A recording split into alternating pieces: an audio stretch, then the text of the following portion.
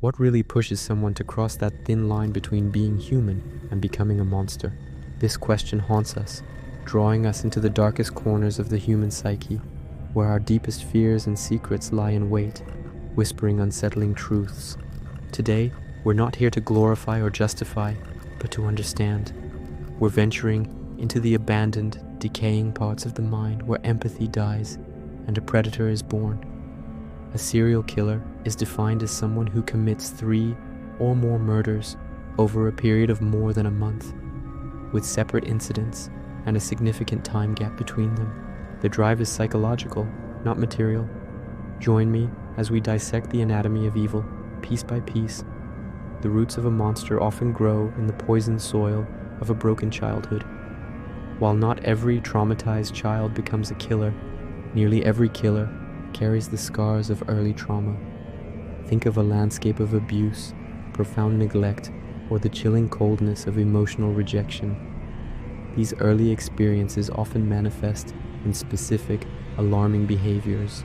You may have heard of the McDonald triad: persistent bedwetting beyond a typical age, a fascination with starting fires, and cruelty to animals. These aren't just childhood mischief. They're seen by some experts as red flags, the first tremors of a developing psychological earthquake.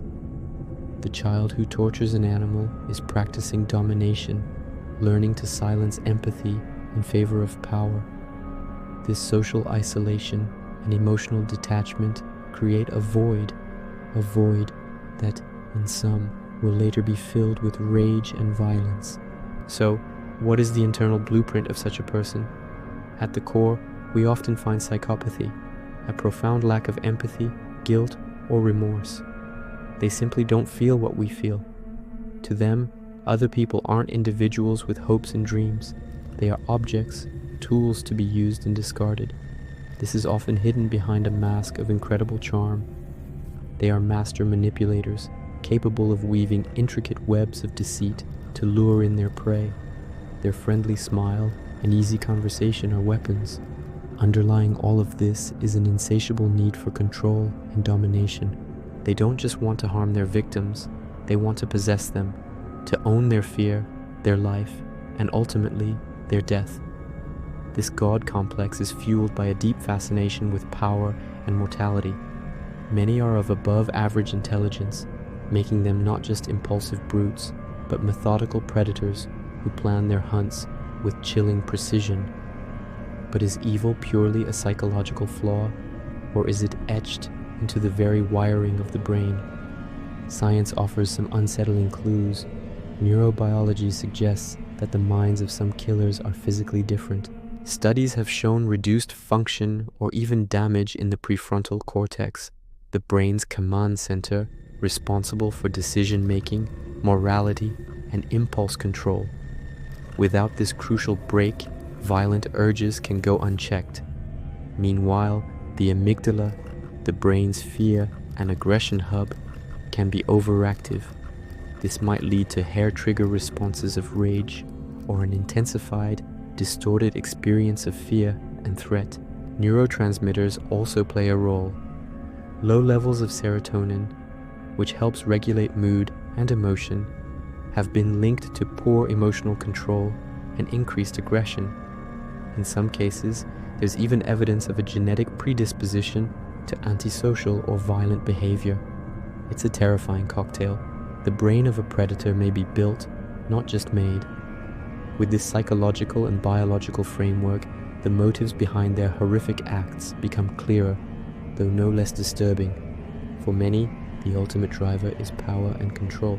In their mundane lives, they may feel insignificant, but in the act of murder, they become godlike, holding the ultimate power over life and death. For others, the motive is deeply intertwined with sexual gratification. They've tragically fused the act of violence with arousal, creating a ritual where one cannot exist without the other. This is known as paraphilic sadism. Some kill for revenge, real or imagined, or to serve a twisted ideology, believing they are cleansing the world. And for some, it's simply a thrill. They become addicted to the adrenaline of the hunt, the fear in their victims' eyes, and the rush of domination.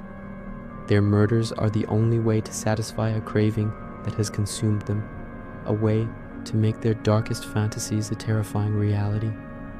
This descent into violence isn't a single leap, but a spiraling staircase. They descend again and again. Criminologists call this the hunting cycle. It begins in fantasy, a rich internal world where they rehearse their acts of violence, refining them, obsessing over them. This fantasy fuels the need to act, leading to the planning phase. They begin to look for the right victim, the right location, preparing for the hunt. Then comes the hunt itself, stalking their prey, a phase that provides its own thrill. The culmination is the kill, the moment their fantasy is made real. But it doesn't end there. In the post-crime phase, they reflect on what they've done, often reliving the moment of power. This reflection, instead of bringing remorse, reinforces the fantasy, and the cycle begins anew. With each murder, the addiction deepens, and the time between kills often shortens as the compulsion grows ever more desperate. As they repeat this cycle, killers develop unique patterns and rituals. It's crucial to distinguish between a killer's modus operandi, or MO, and their signature. The MO is practical. It's how they commit the crime. It's the method they use to approach, subdue, and kill their victims. The MO can change over time as they learn and adapt to avoid capture. The signature, however, is different. It's psychological. The signature is why they do it. It's this intense, almost ritualistic thing that the killer does. It's not really needed to commit the crime, but it totally satisfies some deep psychological urge they have. It's their personal stamp on the act. This could be anything from taking a trophy from the victim, like a piece of jewelry or clothing, to staging the body in a specific pose, or using a particular type of weapon that has symbolic meaning to them. The signature remains consistent across crimes because it's an expression of their violent fantasies. Perhaps the most terrifying aspect of these individuals is their ability to live a dual life. They wear a mask of sanity, a carefully constructed facade of normalcy that allows them to blend in seamlessly with society. They are your neighbors, your colleagues, the friendly person you see at the grocery store. They are not the monsters hiding in the shadows. They are the monsters hiding in plain sight.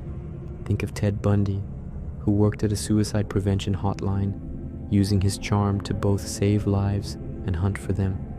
Or Dennis Rader, the BTK killer, who was a church deacon and a family man. This stark contrast between their public self and their secret, predatory self is the true horror. They walk among us, their inner darkness completely invisible until the moment they decide to strike. Their normality is their greatest camouflage. So why are we, as a society, so obsessed with these stories? Our fascination with true crime is a complex mix of fear and curiosity.